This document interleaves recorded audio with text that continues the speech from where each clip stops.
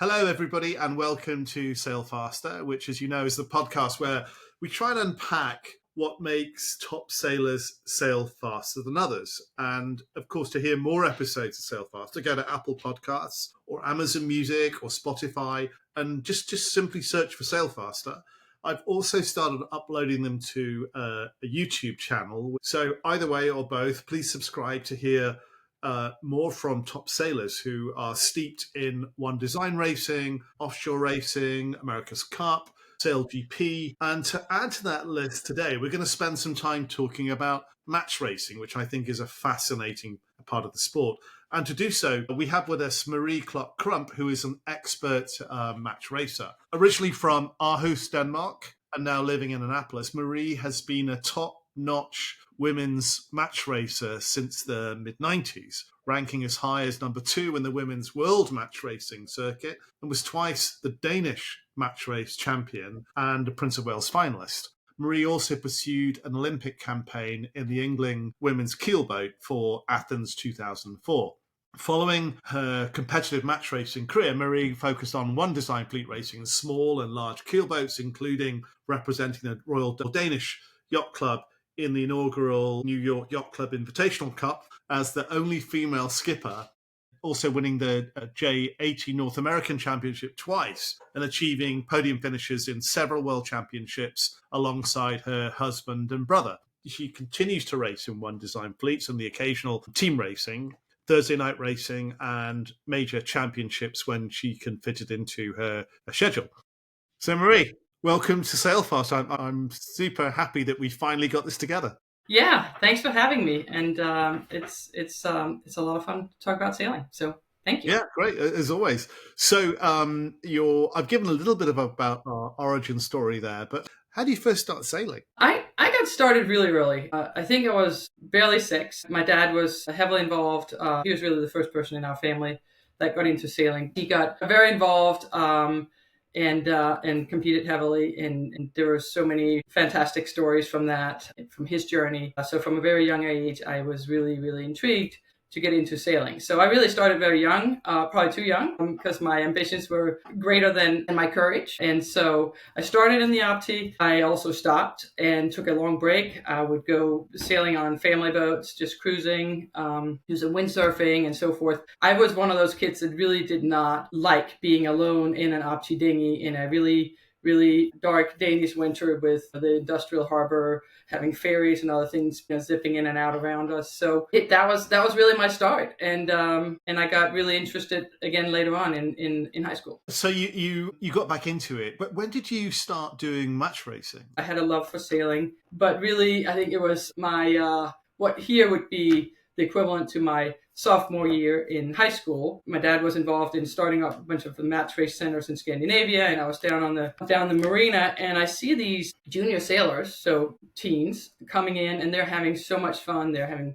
water fights. They are like 3 or 4 people on a Yngling, which is a 3-person boat, and they're just giggling and having fun and coming in after a day of practicing. And I remember just looking at that thinking, it can be like that too. And I pretty much right away, I just dove right in, and I guess 2 years later, I was on the ranking list and in match racing, and I had a couple fortunate events happen in that process too. But that was really it.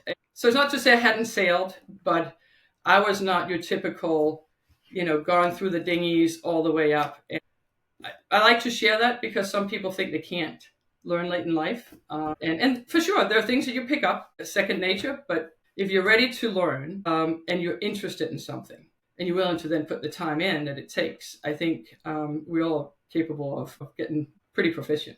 Yeah, I hope so, having taken up J105 racing late in life and also tried to play the bloody cello as well, which is just as difficult. But match racing, what was the appeal for you, what is the appeal for you of match racing? I could jump into match racing.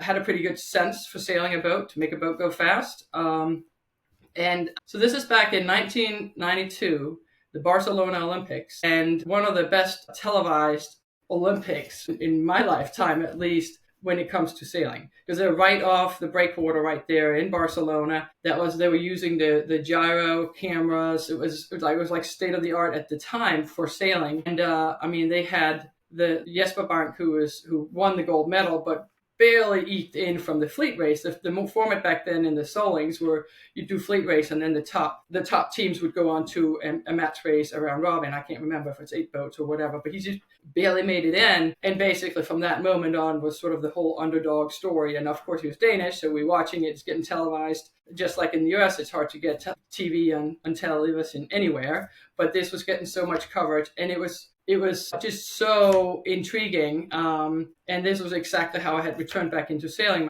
And there's just something about that intensity, the one-on-one, there's no excuse. It's just you. It's not, we picked the wrong side and that half of the fleet, it went upside down and so forth. It was literally, it's you and the other boat, whether you win by 10 minutes or 1 second. It makes no difference. You just have to beat that other boat. It just really spoke to me. And then there's an element of mastery, right? Because match racing, more so than anywhere else, is about making less mistakes than your competitor. Of course, that's true across the board, but there are other factors that sort of even it out over an hour and a half long race. Here, you got at best 20 minutes. In many cases, it's more like 16-minute races. And so every split second or every crossing you miss or any bad jibe or bad tack really translates right away into visible change, right? Or there's an immediate consequence. So I think it was that. And it was obviously, it was the thing at the time, at least where I grew up. It got a lot of attention, and it was easy to get to.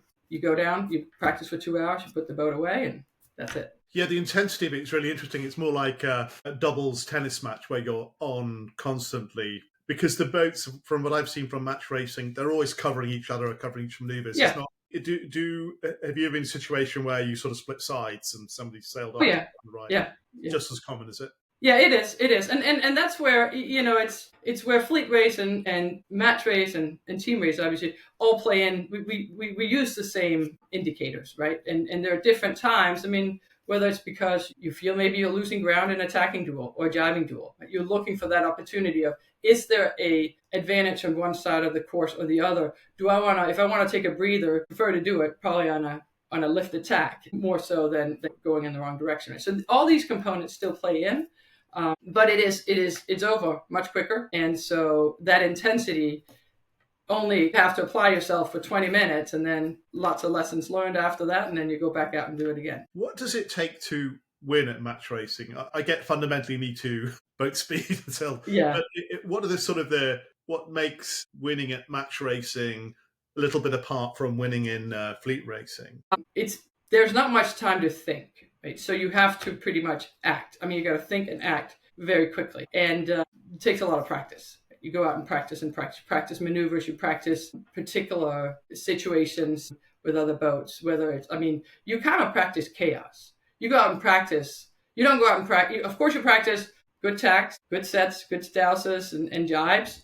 But what you really want to practice are the ones where you're way overstood to the ley line and you now have to jibe and you got to still get the kite down while still getting back over to the mark and not hit the other boat and so forth. So those chaos moments is what sets you apart when it gets really competitive, because two teams that are equally good will be right next to each other all the time. And so if you can't eke out on speed, if you can't do anything else, then it comes down to those encounters and how do you manage in those encounters. And it's really pretty. Do you ever get to sail your own race, or is it always so tactically conscious of your competitor that's very difficult? No, you absolutely do.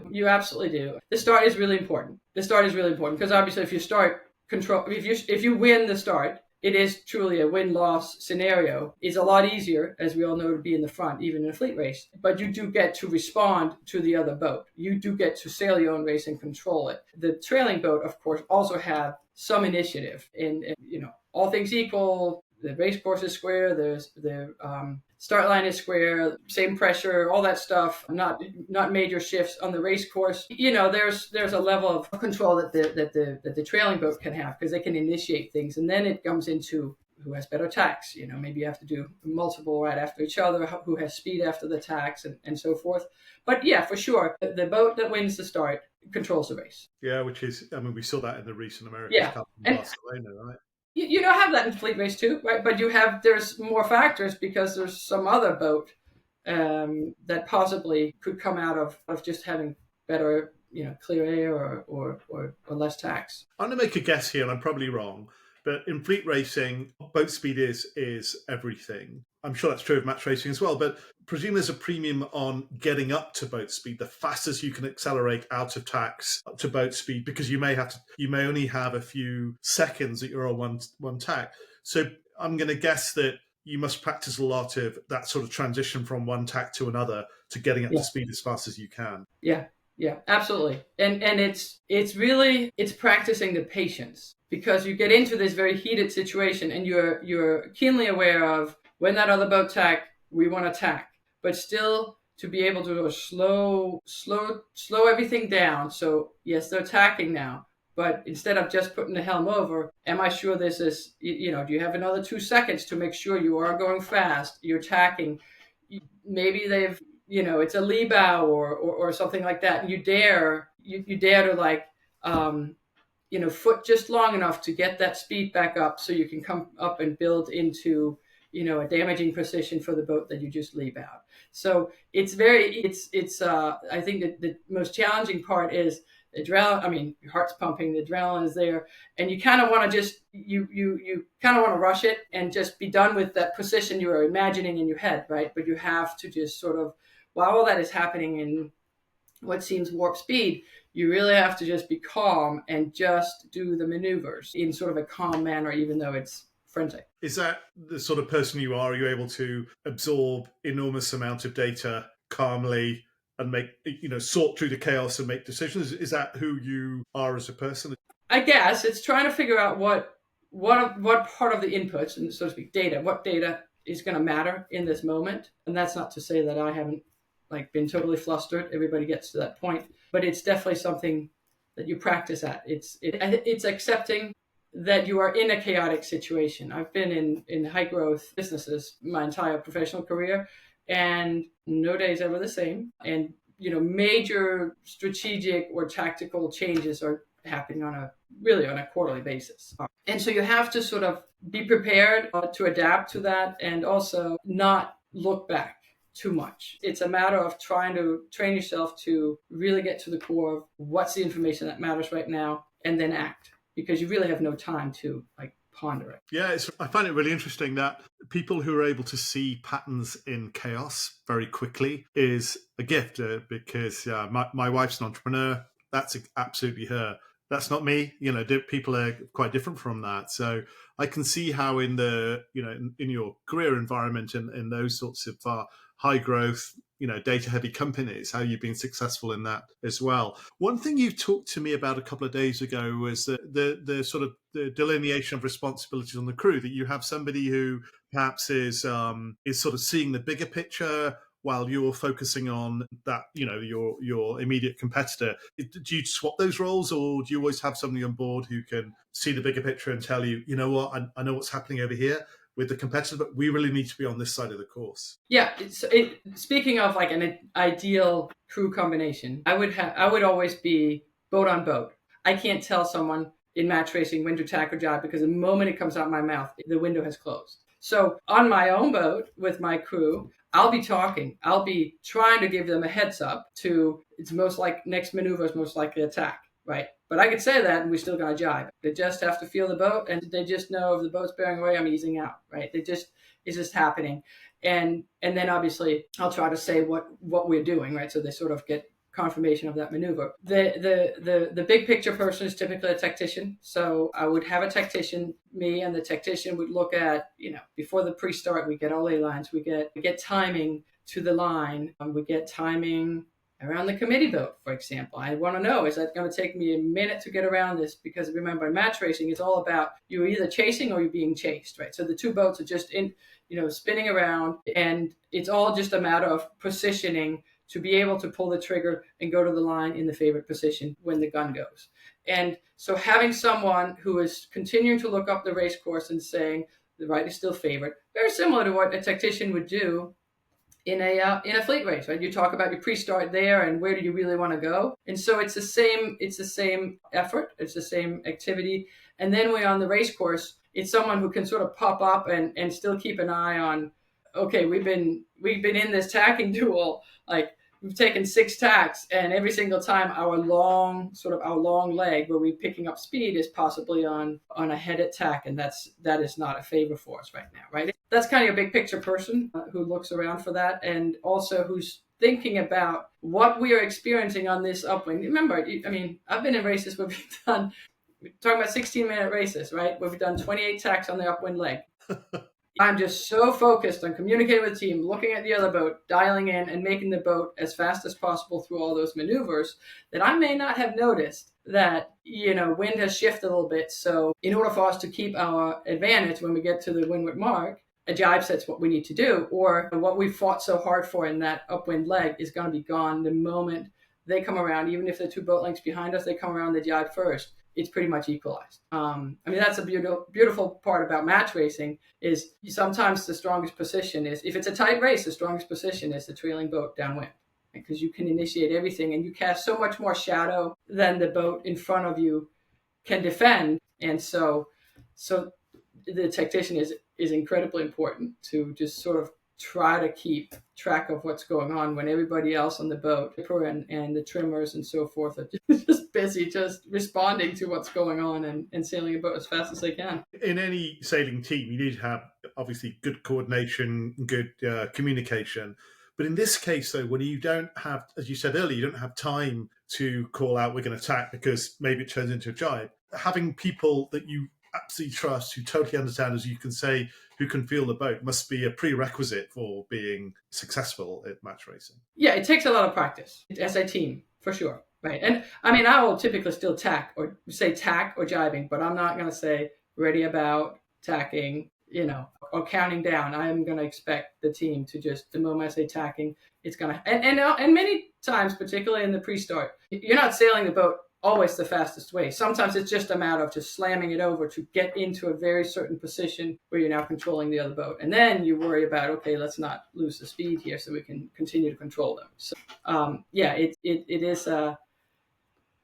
it's a matter of having everybody act as one. I think that's the goal for any team, any sport. But in match racing, for sure, it's extremely it's critical. You said recently that, I think you said there was, in match racing, you have more focus on the ley lines pre-start than you do in fleet racing. Why is that? So when you match racing, if you imagine the starting line, the windward mark, and then really perpendicular to that from the committee boat and the pin end, they're basically lines going straight up, right? So there's an H with the starting line being that bar in between the 2 verticals. Both for starting, it's important to know, because you enter in at 4 minutes. You can enter in any time after 4 minutes, but you're having a disadvantage because the other boat is in the box, so to speak. You cannot be in there anytime before that, because you will, or right in the moment, right at 4 minutes, because you'll get a penalty.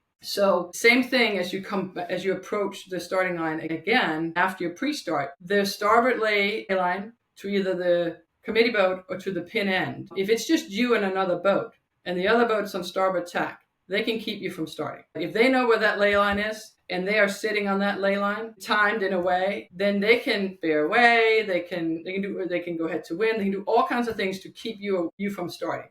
And so knowing where those 2 ley lines are, knowing where the port tack ley lines to both of those marks, so to speak, are at 2, and then really understand that when you're outside any of that, where you're in the red zone. And it's even something that's being communicated. Typically it would be, in my team, it would most often be the bowman. So that person will typically be telling me time back to the line. They will tell me if all of a sudden we're getting close to red zone, meaning, okay, now there may be no way back here, because in some cases you start, if you are being controlled by the other boat, you try to run away and somewhat create distance. That's where the speed comes back in. You try to make sure, can I be faster so I can create separation and I can somewhat come back around on a starboard tack, and I can take control of my own race again. So it's just a situational awareness of where are we. But yes, it's a standard routine for us. We go out, we'll run the line, we know how long the line is, both from the boat to the pin, from the pin to the boat.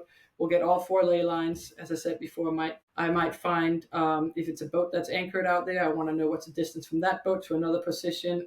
Some of it is even just to, just refresh or tune in my sense of timing for that day, right? Because the weather, and the wind, the wind may increase or drop down. So every time I feel like, okay, the environment has changed, let's reset, because we kind of, you are just going to act on instinct, right? We don't use like Velocitech or any of these things. You got to know where that line is and go. So there are times when you sort of lift your head up and sort of assess the environment, and then you presumably dive back down into the... Put back in, yeah. So it's many times with match racing, you're lucky because you're in near a land, so you will have fixed points on land, and that's part of it. It's the old-fashioned way of doing ley lines, right? Making sure you say, okay, if I'm to the left of that chimney over there or that green tree that's high on the hill, I know I'm in trouble. Yeah. Right? So it's some of those fixed points where you can quickly turn around and say, okay, I generally know where I am. Yeah.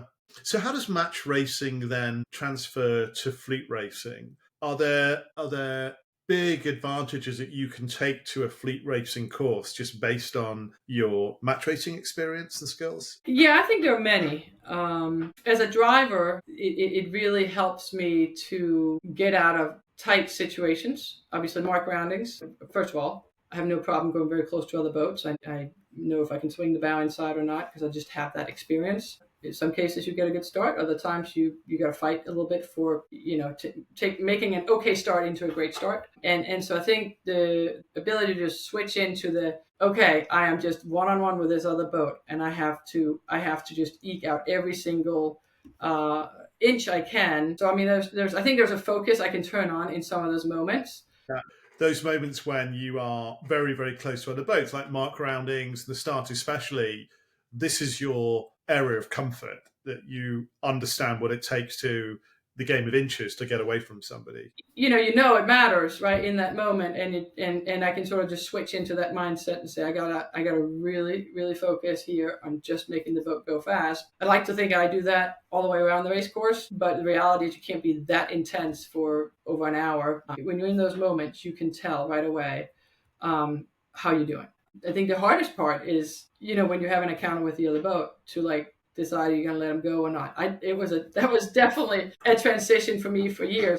As I said before, match racing is very much about practicing the chaos, right? It's easy as a team when you're out there practicing around just a windward leeward course, boat handling, to just sort of go through the motions. And here's the leeward mark. We're taking the spinnaker down, and people know it has to happen fast, and the adrenaline's pumping, and they kind of lose the feeling of the boat.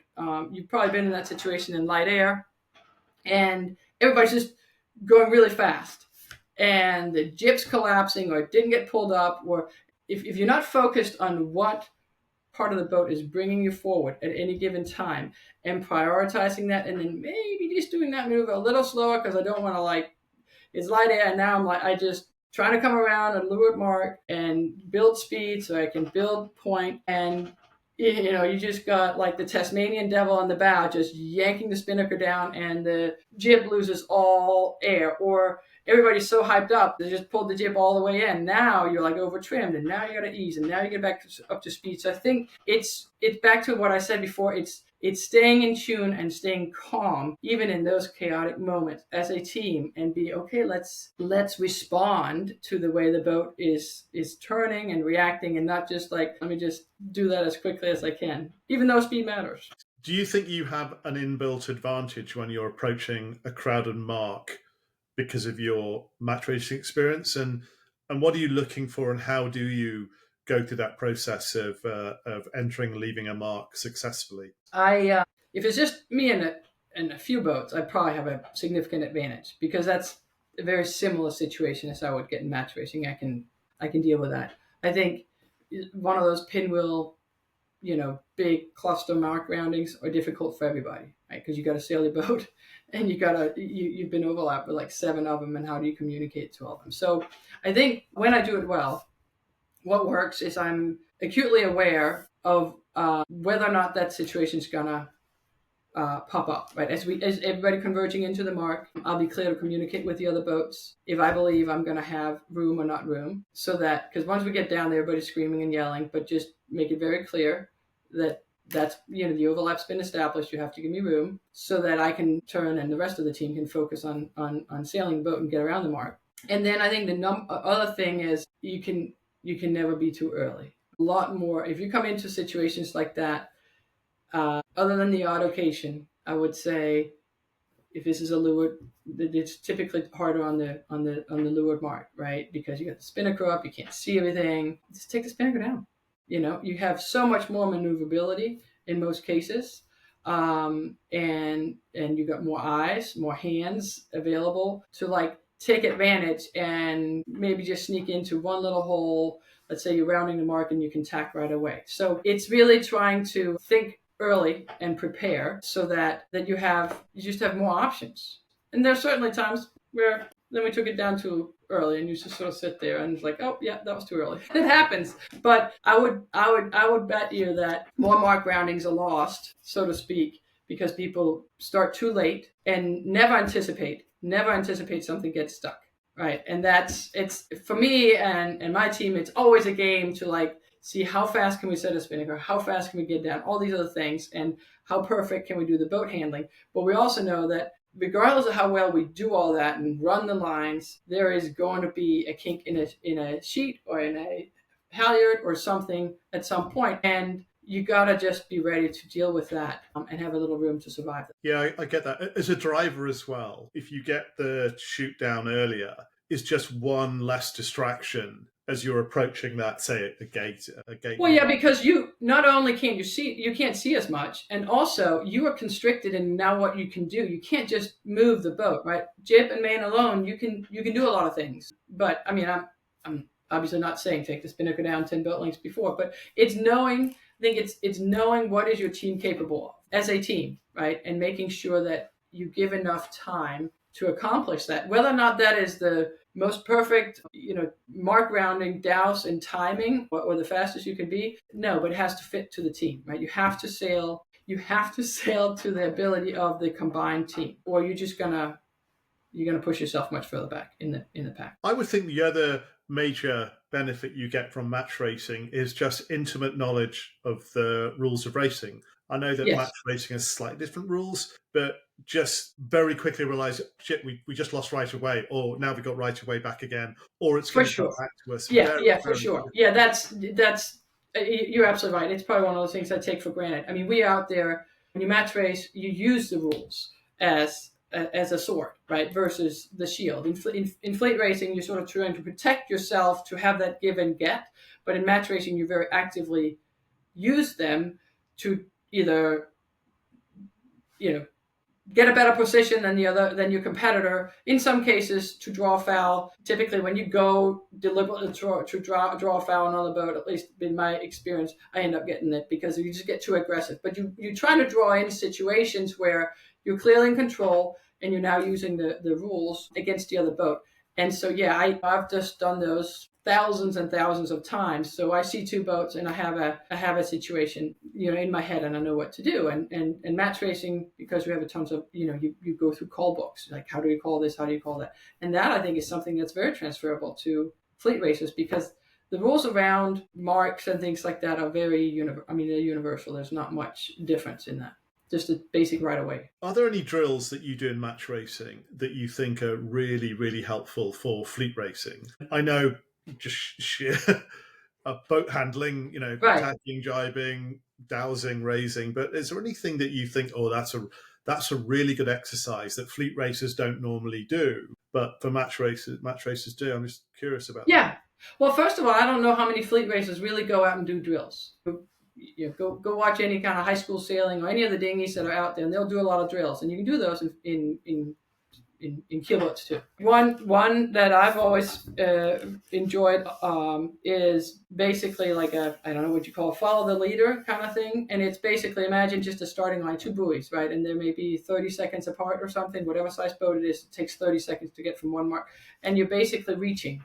right? So back and forth. So on one leg you're reaching on, whatever, starboard or port tack, and then you gotta tack around the mark, and then reach back to the other mark, and you jibe. So you get two maneuvers in there. It gives you mark roundings, right? And the idea is that you want to get closer and closer to that other boat. But you can really see, as a team, whether or not you're catching up to the other boat, whether or not you're losing, and you're inside of that same area. So pretty much have the same wind, right? Same conditions. So it's a boat speed and maneuver drill at the same time. It's a lot of fun, right? Because you're like chasing someone down, and essentially you're both chasing each other, because you're, depends on what point you say who's in front and who's ahead, but all you're trying to do is close that gap. That's a great exercise. Just timing exercises. Want to get that feeling of when is the boat almost stopped, and how long does it take for me to get it accelerating again. So it's sort of getting that constant feeling and then pulling the trigger. There are drills like that I think are great. Get another boat out along with you and just do, just go on one tack and do speed, right? And it's a little boring for some people on the boat, maybe, but it's important. And you also get an opportunity to practice your communication. How do we talk about the other boat? What am I seeing around us? There's always something to do. I had now a really good friend of mine. We were doing a Rolex International Keelboat Championship back in the late 90s. And we were 6 people on a J24, which is a lot of people on a J24.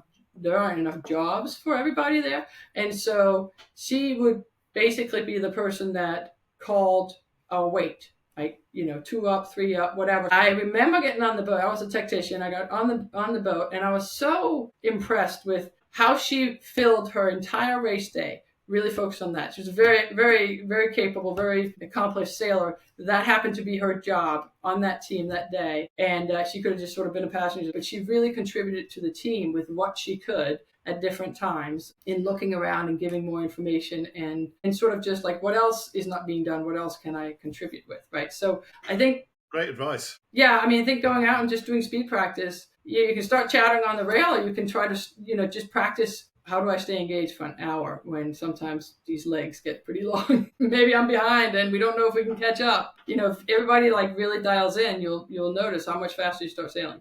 Is there anything that does not transfer well from match racing to fleet racing? And what I mean by that, is there anything that you do just instinctively in match racing that when you get onto fleet racing, like, oh yeah, I need to do less of that. I get the being, having that instinct to be in boat-on-boat maneuvers. But is there anything else that you think I need to suppress that instinct because it's a different type of racing? Really, the only thing I can think of is just it's a shift in mindset, because you can't. Of course, you can be aggressive, but it's a different kind. You're now in a group of a lot of boats, right? So you kind of have to just find your spot versus it's not a win or lose mentality, me or them, right? That's what you go into match racing is like. The only way this is going to go well is if I cross the finish line first, right? And so it's in the pre-start, it's everything else. In fleet race, you really have to maneuver in a different way around everybody, and that's in the start. That's up the race course, as I said before, right? You have to decide: is it really important for me right now to make that boat tack just because I can, or because I can tack on them? Is that where I want to go, right? Is it playing into my overall strategy? In match racing, you don't have to think about that. You just do it, because anything you can do to push them back, the better off you are. It's sailing. It's all the same things. You're just sort of applying it in a slightly different discipline. So Marie, I find that the transition from tack to tack or from jibe to jibe, I take quite a long time getting back into the sort of the groove and sort of understanding where I am on the race course on that particular tack. I probably take longer than other sailors do because I just don't have that enough experience. Any advice there you have for somebody like me on that? A common technique that I still use today, whether it's a new boat, whether it's just different conditions of the day, is to find some kind of a fixed point. If I'm sailing near land where I can do that, so I get dialed in, right? I know this is about the angle that I got to come out on. And then you sort of go from there, right? But you're not coming off 10 degrees too low or 10 degrees too high and sort of trying to feel your way in. So you can you go through the tack and then you land it there. I think it helps a lot with asymmetrical spinnakers because the angles are so different depending on the wind velocity, like the pressure you have in the kite, right? You want to come out hot. And, that's part of even going out warming up from a race. It's sort of like feeling, is this right? Is that right? And then as you do that, I sort of try to count internally, as you go through. So I'm very aware whether or not have the same sort of speed of my rate of turn or speed of which I turn. In some cases, it can also be that you might need a little more help from the head sail, right? Maybe just a little bit of a backwinding of the jib, so this forces the bow over, and the moment it kind of, if it's released at the right time, the boat's on the tack. It's on the new tack. It's 5 degrees below the new tack, and as they pull the jib in, you have power in the bow, right? If you have, and so you have that instant bite. But in most other conditions, you want to just have a little bit of a push, and I feel that it just sort of loads up the helm, and you get to feel much quicker when the helm is loaded up a little bit, and then you're gonna just dial in. So that's what goes through my head when I do tacks and jives, and that I think just you do a few of those and it helps get you dialed in for the day. No, that's good. I had some advice on the last race about as soon as you feel the boat loading up, then you're on course. And that was sort of new to me in a way, because I had taken like a fixed reference. Okay, I can see that's about 80 degrees, that lighthouse or that house over there. But I then switched into, as soon as you feel the boat load up, that's probably it, which was really, really helpful. And you're right about going downwind as well. As the wind gets lighter, you have to remember, oh, that's right, I need to come out at a hotter angle than I a little hotter before you then come down, right? And it's, I venture to say, regardless of how experienced a sailor you are, you still got to go out and just like get that feeling for the day, right? Yeah. And also as things progress or change during the day, you want to come back and just confirm. But I think if I had to break it down, those are the things that are going through my head. It's like it's a couple of data points that you pull together, right? It's like, okay, that's why it felt good. Like, this is possible I'm doing wrong. That's really interesting, Marie, because pre-race, we will go upwind, we'll get as a tuning right, to get the angles right, and then we'll do a raise spinnaker and dows, and we'll probably do a couple of jives. But mainly, I think, so the crew gets in tune with the day, and also just to make sure that, hey, have we got anything rigged incorrectly that we can't get the chute up and down, that sort of thing. But I hadn't really thought about using that time for me to get a feel for especially downwind angles. So I'm going to take that away and use that next time, probably disastrously, but it doesn't matter.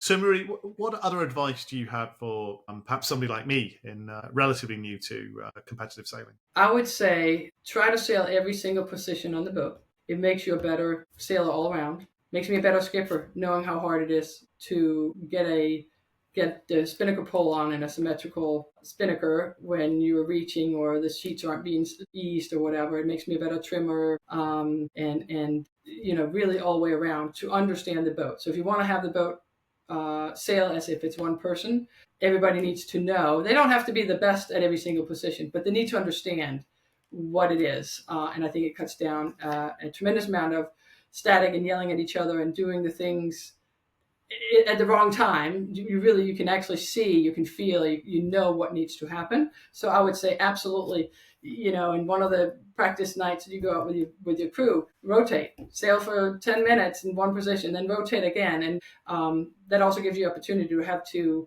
teach someone else the job that you do, right? So you ask me a lot of questions, and some of these things I take for granted, but when you have to show someone else, then you learn something in the process too. Then in addition to that, you take that beyond your own boat and you ask questions. You ask the other competitors, what did you guys do? How were you tuned today? And I think sailing is still very much of a Corinthian and collegial sport where we want to make each other better. And I mean, you may not get the very secret sauce, but they're still gonna say, yeah, we were set with a little sag in the mast or whatever it was, or even start out saying, I did this. Is that very similar to what you did?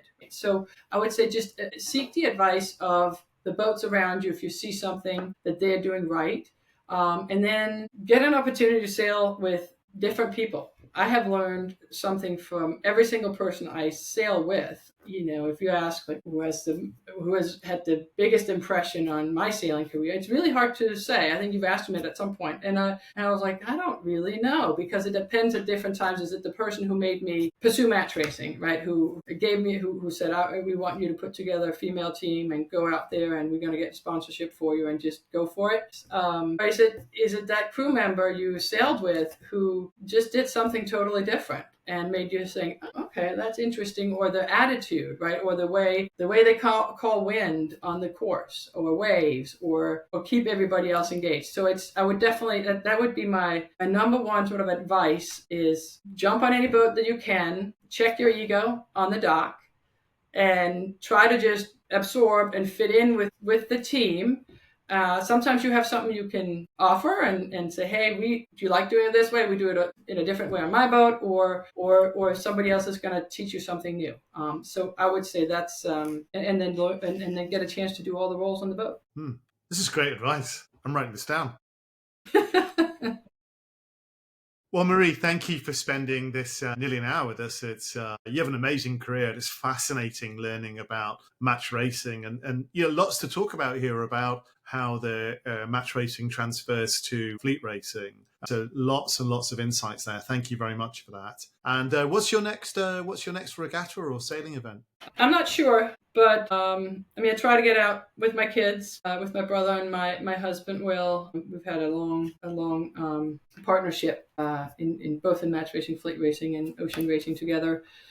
And my focus right now is pulling my kids along as well. But I do have my eyes set on the New York Yacht Club is putting on a women's regatta on the IC37s in the fall of 26, I think, even. Looking at putting a team together for that right now, and I already have a couple of the folks lined up, and I'm really looking forward to doing that. It's back to big boats that I learned to match race in that size of a boat. So there's a special feeling with that level of speed and power, and sailing in Newport. Obviously, I love sailing in Newport. And I'm looking forward to finding a few other. This is an all-female event, so I am actually looking for females younger than me. Not because I think we necessarily need it from a strength perspective or anything else, but I do want to take the opportunity, just like we did with the 105 team, to pull in other sailors from different generations than my peers, that I can call up and say, hey, let's go do this match race, or let's go do this. And I love sailing with my friends, with people that I have learned, I have gotten to know over the past many years. That's what sailing has given to me all over the world. But I also want to make sure that we open it up a little bit, and I keep having the opportunity to learn from someone else, and hopefully also give an opportunity that they may not otherwise be able to pull a group together for. So this is early stages. Reached out to Martha Park and said, okay, will you go? Then we got both ends of the boat. We have both ends of the boat accounted for, and we got to fill up the middle. So that's what we're about to do. That's very exciting. I'm really envious. Sounds fantastic. Well, Marie, thank you very much again for taking the time. I really appreciate it, and good luck with your sailing this year. Thank you. You too. Thank you for joining Sail Faster.